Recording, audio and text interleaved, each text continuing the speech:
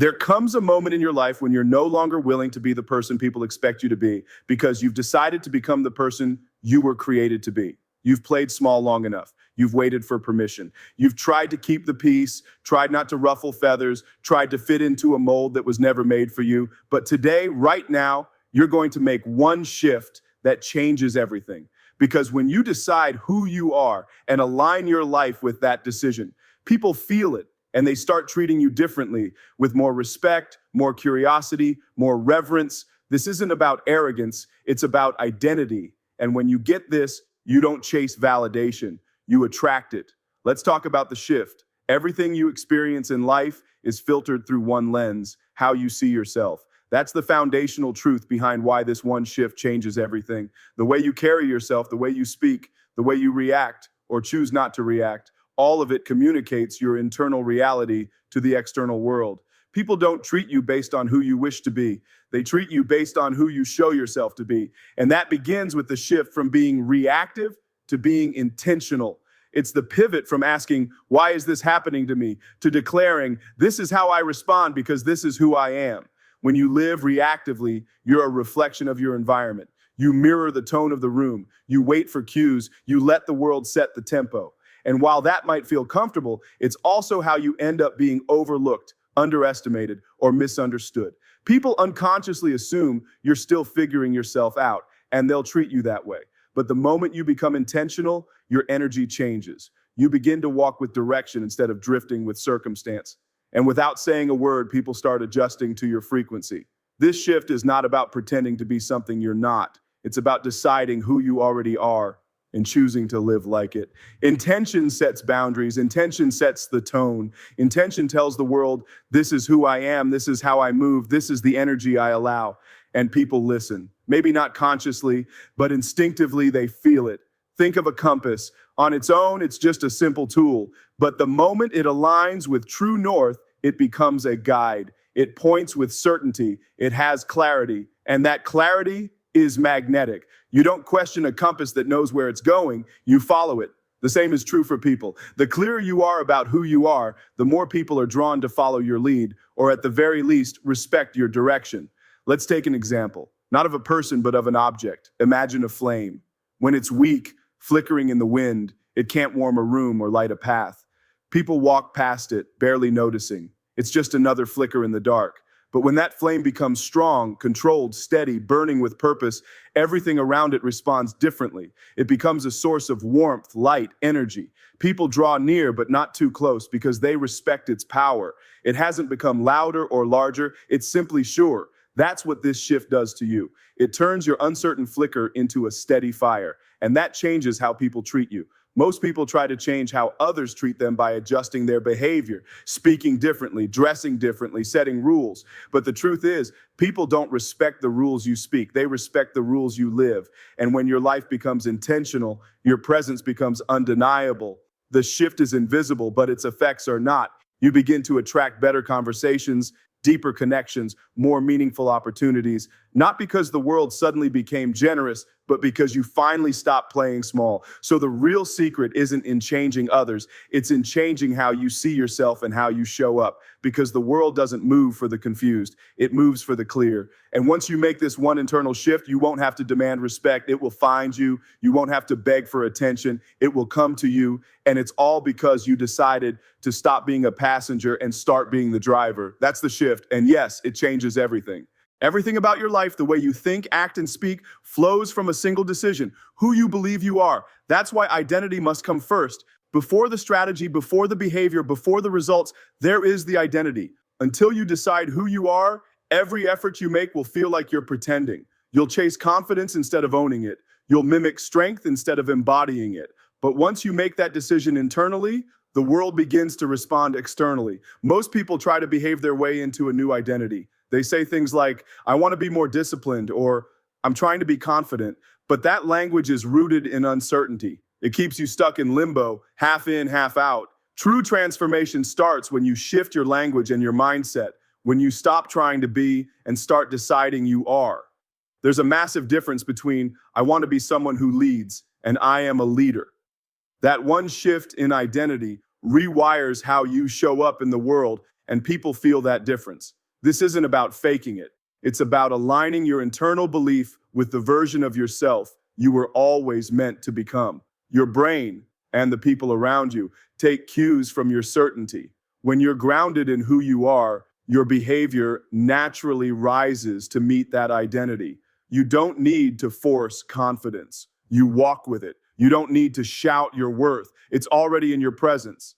Think of a mountain. It doesn't need to move to prove its strength. It doesn't need to explain itself or demand attention. Its presence alone shifts the atmosphere. Weather changes when it arrives. Wind patterns adjust. Everything in its environment respects its placement, not because it tries, but because it is. A mountain is rooted. It's immovable. And that's the power of identity. When you're grounded in who you are, you don't chase. You attract. You don't bend. You stand. You don't echo the noise around you. You set the tone.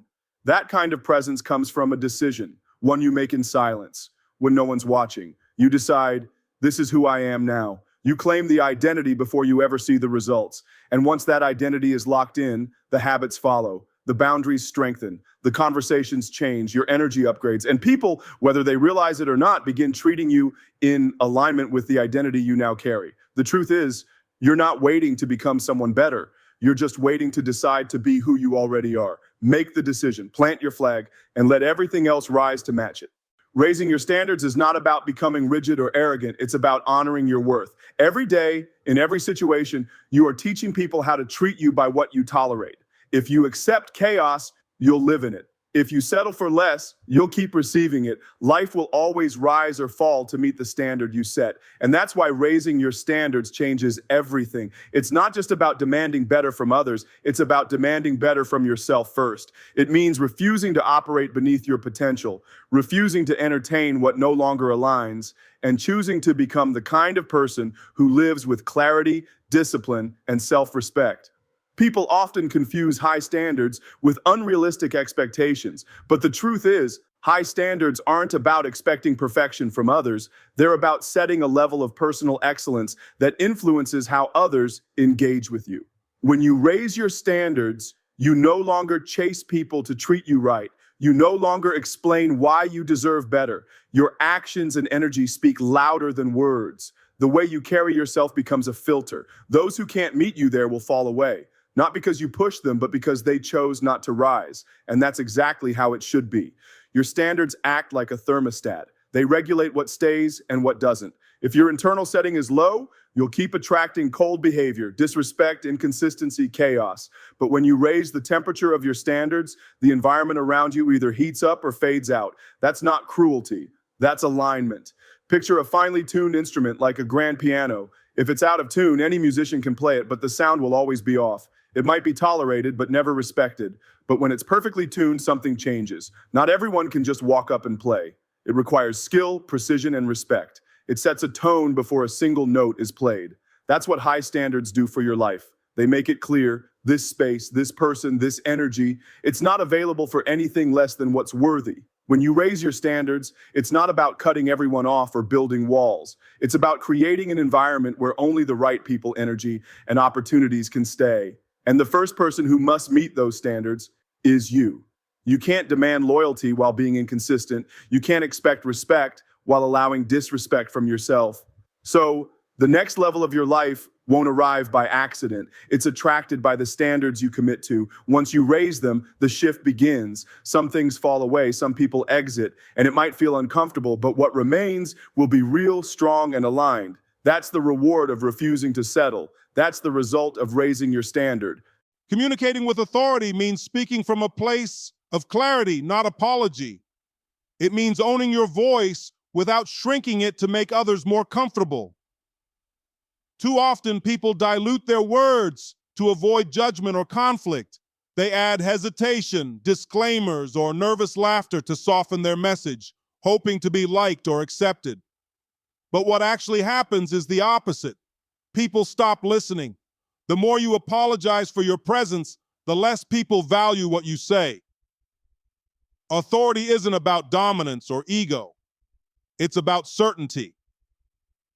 When you speak like someone who believes what they're saying, people listen differently. You don't need to raise your voice to be heard. You don't need to push or demand to be respected. What you need is to stop second guessing yourself. The real shift happens when you stop saying, I think this might be right, and start saying, here's what I know. That small change in tone communicates something powerful.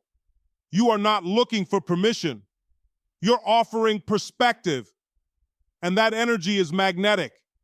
When you speak with authority, your words carry weight not because you're forcing them, but because you've chosen them with intention. You're not performing, you're expressing truth. People naturally trust those who are sure of themselves because certainty brings stability. In uncertain situations, the calmest, clearest voice is the one that leads. Not the loudest, not the smartest, the clearest.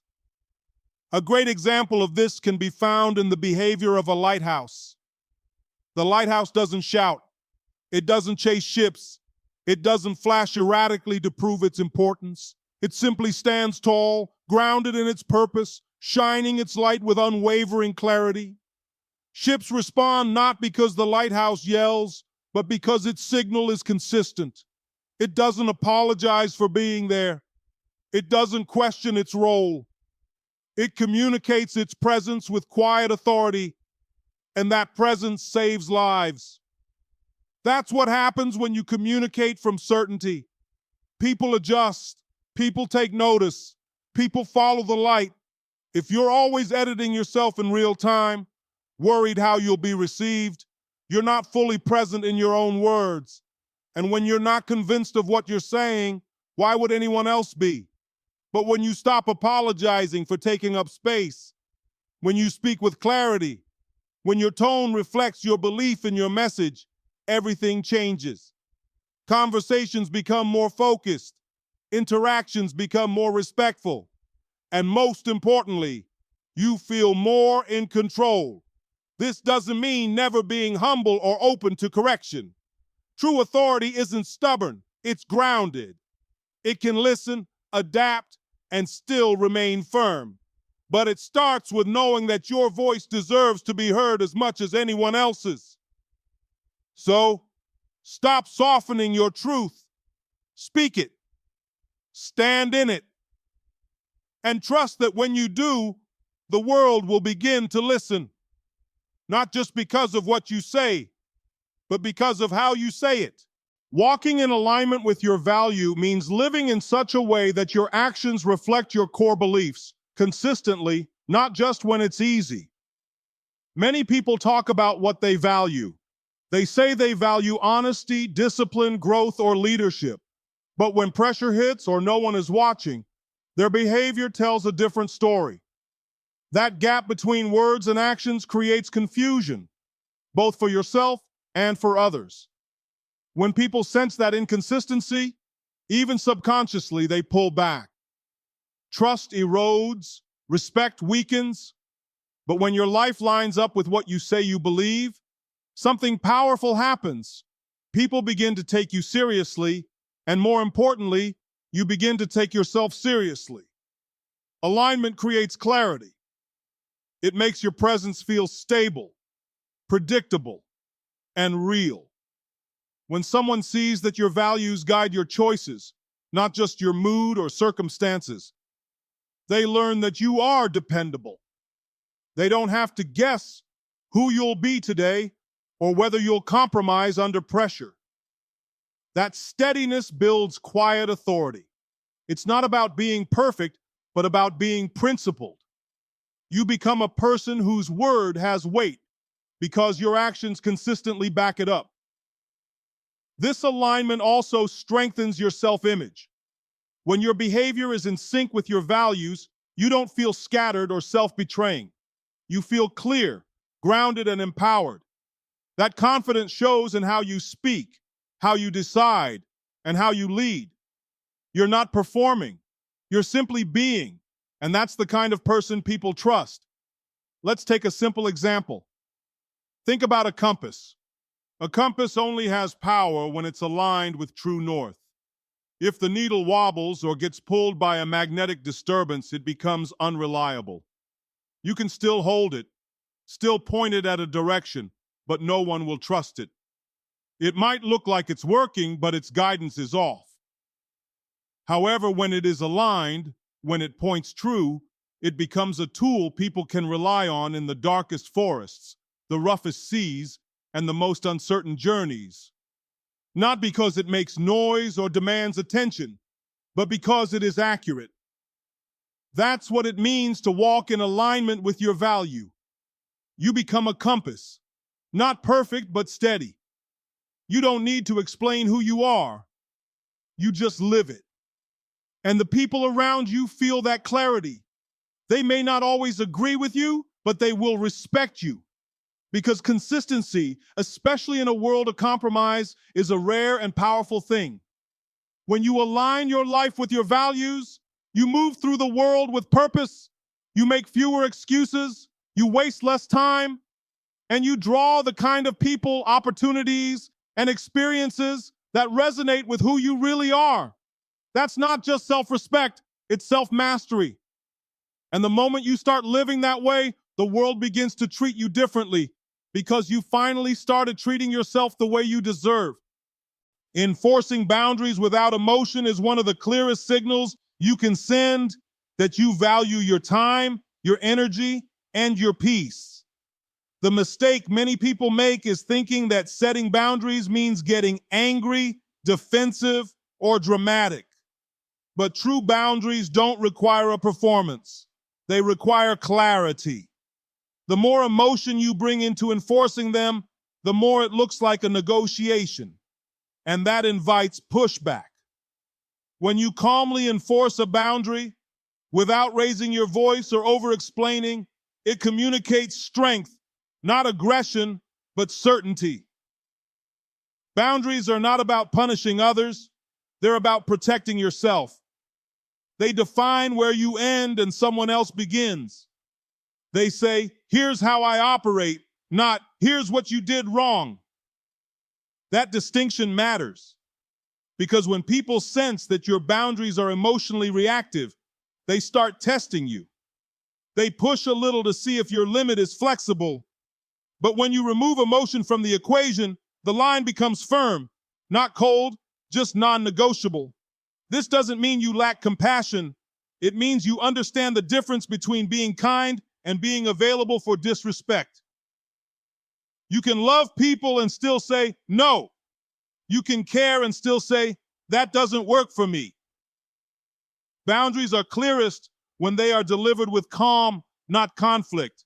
It's the stillness of your tone that communicates, this isn't up for debate. And that stillness commands respect. Let's use a simple example. A lock. A lock doesn't yell when someone tries the wrong key. It doesn't get angry, panic, or try to justify its presence. It just doesn't open. It doesn't ask for understanding. It doesn't explain why the key doesn't fit. It simply remains closed to anything that isn't aligned. That's what emotionally neutral boundaries look like. No drama, no pleading, just a quiet refusal to allow what doesn't belong. The beauty of enforcing boundaries without emotion is that it removes tension from the relationship. When people know where your lines are and that they are consistently upheld, they feel safer. Not restricted, safe. Because boundaries aren't walls, they're structure. They define how you function best. And the people who value you will adapt to them. The people who don't will either exit or try to manipulate, and either way, you gain clarity about who truly belongs in your life. Emotion clouds the message. Calm reinforces it. If someone crosses your line and you respond with guilt, frustration, or over-explaining, it weakens the boundary. But if you hold firm with grace, without flinching, the message becomes crystal clear. This is how I operate. You're free to adjust or walk away. In a world full of noise and chaos, calm boundaries are rare, and rare things are respected. When you enforce them without emotion, you signal self-respect, and the world begins to treat you accordingly, not because you demanded it, but because you embodied it. Giving people permission to upgrade their view of you starts with one powerful truth. Most people will remember you as who you were, not who you are now. They will hold on to outdated versions of you based on past behaviors, mistakes, or your former limitations. That's not always malicious. It's just how human memory works. But here's where the shift happens. It's not your job to beg them to see the new you. It's your job to be the new you so fully, so consistently, that the old version becomes impossible to believe in anymore. You don't have to explain your growth. You live it. That means you stop trying to convince others and you start showing up as the evolved version of yourself every single day, without compromise, without apology. Some people will resist it. They'll joke, question, or dismiss your changes because your evolution challenges their idea of you. That's okay. Their comfort zone doesn't get to limit your identity. Keep going anyway. Over time, repetition rewrites memory. When people see that your new behavior isn't a phase, but a pattern, they are forced to reconcile their outdated perception with your current reality. That's how you earn a new level of respect. Not through arguments, not through explanations, but through relentless consistency. Imagine a road that's been repaved. At first, GPS systems still try to send cars down the old route. They haven't updated yet. Drivers may even think they're lost because the road looks unfamiliar. But as they drive it again and again, the new path becomes familiar, trusted, and permanent. Eventually, the old map is useless. The system updates. That's what happens when you walk in your transformation long enough.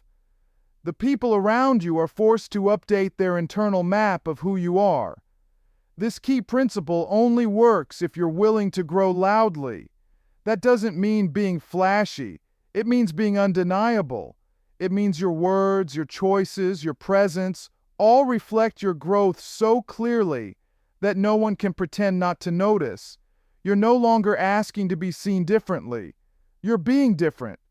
This is where internal strength matters most, because the temptation to shrink back into the old you for the comfort of others is real, but growth demands discomfort, and some people won't make the journey with you.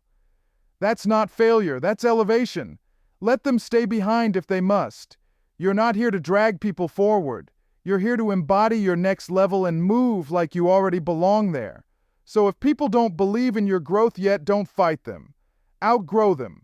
Let your energy speak. Let your new habits speak. Let your discipline, confidence, and alignment speak. And eventually, even the most resistant will have to admit you're not who you were. That's how you give people permission to upgrade their view of you, by refusing to live beneath the one you've already upgraded for yourself. Let me just leave you with this. Let the world doubt you, question you, misunderstand you, but don't let them ignore you.